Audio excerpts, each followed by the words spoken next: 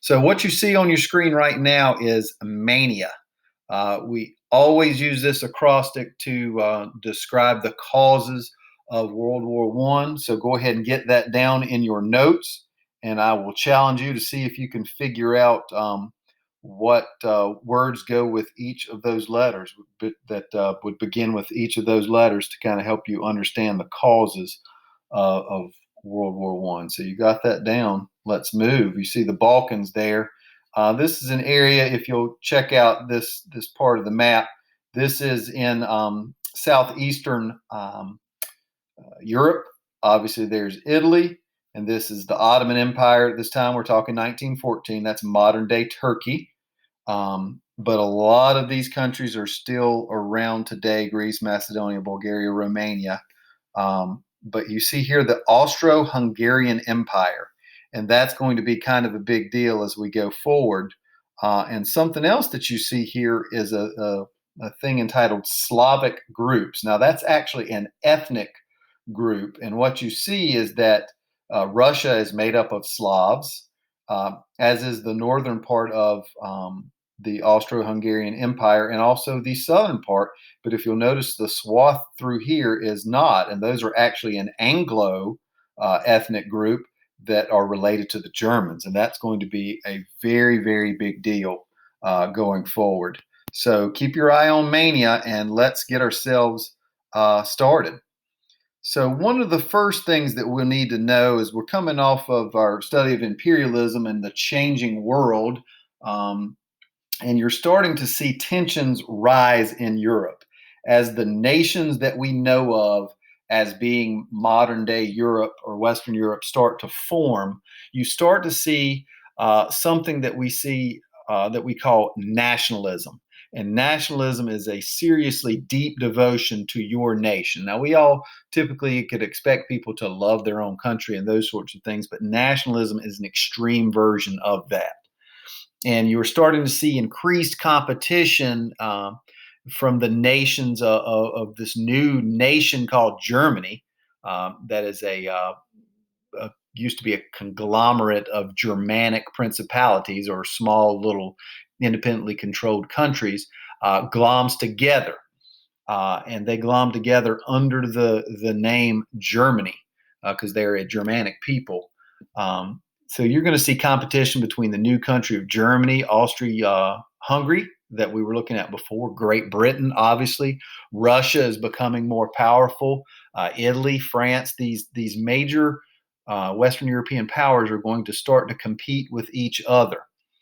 Materials, markets, raw resources, and things like that. And they're going to start to have territorial disputes. They all share borders with each other, and that's going to start to be a problem. And remember, when we talked about imperialism, they're also competing for these things in other locations in Asia and Africa.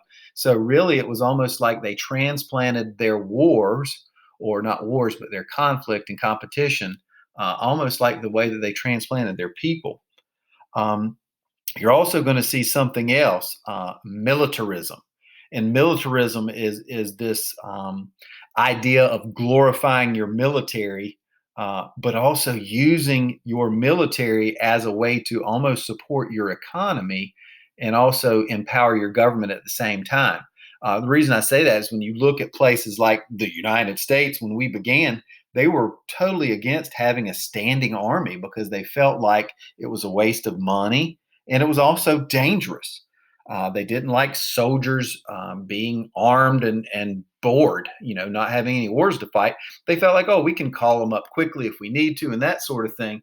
That idea has changed by the early 20th century, the early 1900s. Militarism is, that glorification of the military, keeping your army prepared. And as you build up your army, it makes your government more strong. And then your nationalism starts to kick in as to how strong your army is and those types of things.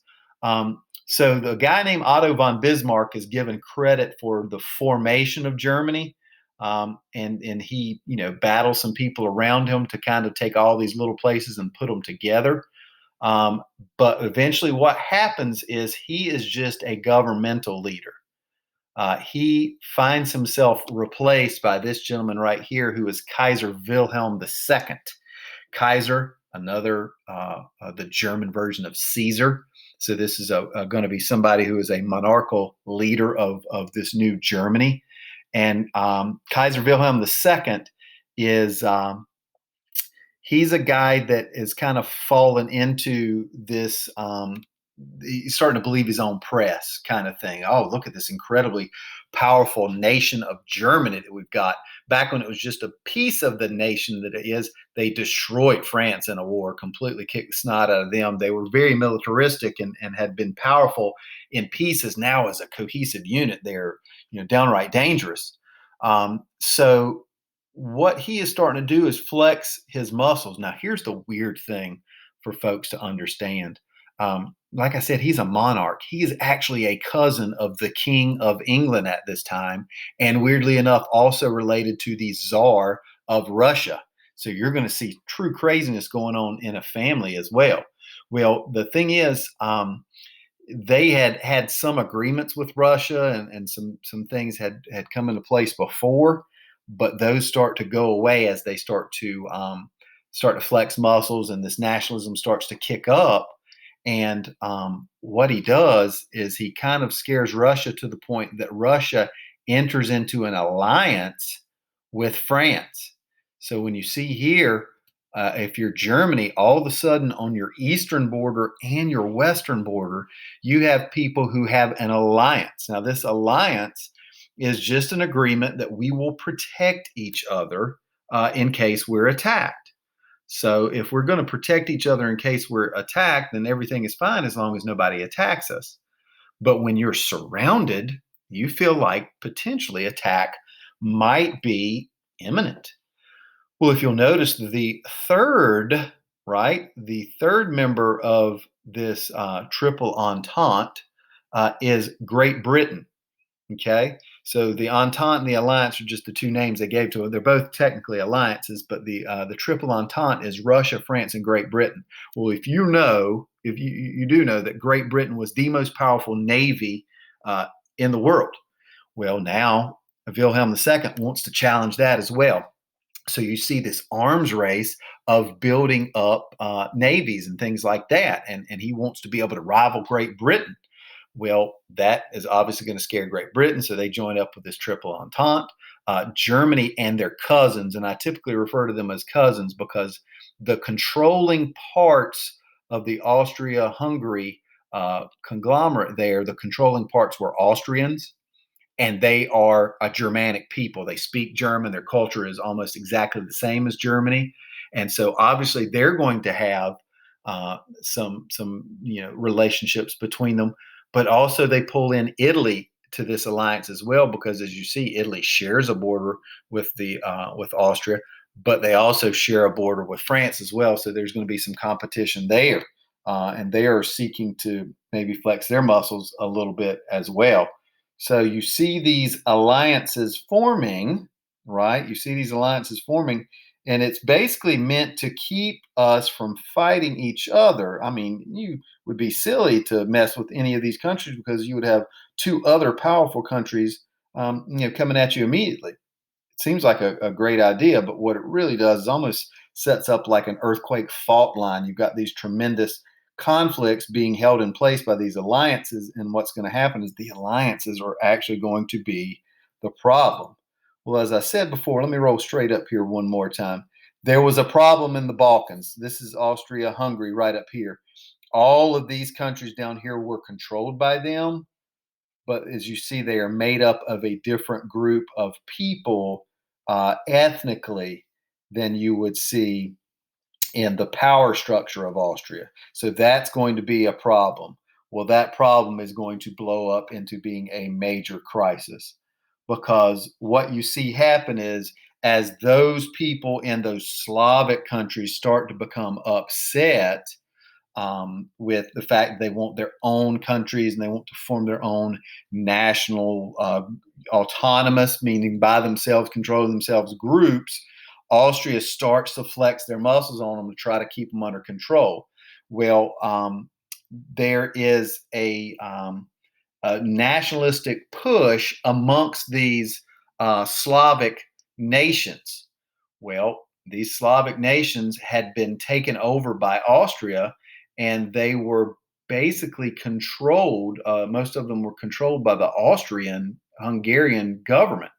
And they were seriously not happy about this. And this is going to be a point of conflict with them as well because they're not able to make their own decisions. Well, the gentleman that you see there, that is the Archduke Franz Ferdinand. Now, he is the nephew of the ruler of the Austro Hungarian Empire. He is a member of the royal family, and that's his wife, Sophie. Well, he's the heir to the throne. He is the next in line to the monarchy. And he basically goes out on this trip like we see modern day princes and princesses taking. You see that sometime with the British royal family. They'll go places and cut ribbons and announce openings of things and that sort of stuff. Well, Archduke Franz Ferdinand and his wife went on just such a trip to Sarajevo, which is the capital of Bosnia, which is one of these Slavic areas that's been taken over by the Austrians. Well, while they are there, this secret society called the Society of the Black Hand um, is a group of Slavic nationalists who want, or they're Serbian nationalists, they want their own country. Well, they had this guy that you see, and here's his mugshot, basically, Gavrilo Princip. He attempts, and it's so crazy, they attempt an assassination of the Archduke, and he and his wife are riding in an open car. We're talking 1914, so the car is one of those open top cars that you might have seen in old timey movies and stuff. Well, they're riding through these crowded streets of Sarajevo, and the Black Hand have multiple people try to assassinate them, and this is where the story gets so crazy. Um, well, they actually get away, but then the Black Hand thinks, oh, we've missed our opportunity, whatever, and the think according to the story, Gavrilo Princip just gives up, is downtrodden, and ends up going to the shop to get a sandwich to eat for lunch.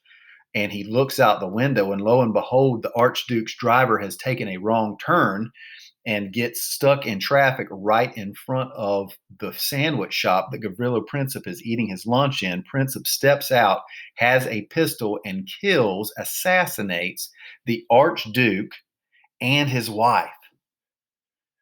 Well, when this happens, you've got all these conflicts already going down. This guy he's the next in line to the throne. So he's gone. And this is an attack by Serbians, against Austrians. And that wouldn't be as big of a deal, except if you'll recall from up here, take a gander. Here's Serbia right here. You see they're a Slavic group. Well, guess who are also Slavs? The Russians are. The Russians are Slavs, and they are basically cousins with the Serbians. And then what you see start to happen is things start to unravel because the Austrians are super angry with the Serbians. They try to get Serbia to give in to all of these demands that they are making, turning over all these people from Black Hand, giving up control of their own semi-autonomous region and that sort of stuff. They lay down all these demands, and Serbia agrees to some of them, but not all of them. So basically, what happens is Austria is going to declare war against Serbia. And even though Serbia is not in an alliance technically with Russia because they are cousins, the Russians jump to their defense and begin to mobilize their troops, right? Getting their armies together and start moving towards the border of the Austro-Hungarian Empire. And at that point, we are on the verge of war. Let's go back up here. So, mania.